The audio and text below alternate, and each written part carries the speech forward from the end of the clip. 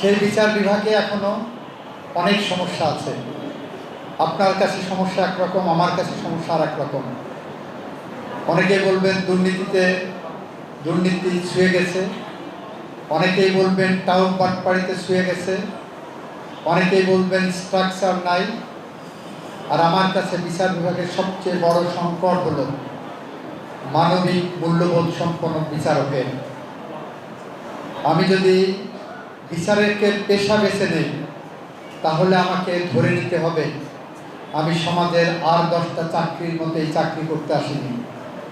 এখানে আমি এসেছি ডিভাইন জাস্টিস দেওয়ার জন্য, বিধাতা প্রদত্ত সার্বভৌম ক্ষমতা প্রয়োগ করার জন্য। সেই ধারণা নিয়ে যদি যেদিন বিচারকরা ওই চেয়ারে বসবেন, সেই দিন একটি স্বচ্ছ, স্বাধীন, নিরপেক্ষ এবং ন্যায় বিচারপূর্ণ বিচার ব্যবস্থা বাংলাদেশে প্রতিষ্ঠিত হবে বলে আমি বিশ্বাস করি।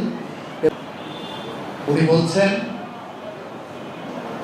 উনি ডিসেম্বরে আসবেন, আমিও বিশ্বাস করতে চাই উনি ডিসেম্বরে এসে কারাগারে যান, আইনের পথ ধরে হাঁটুক।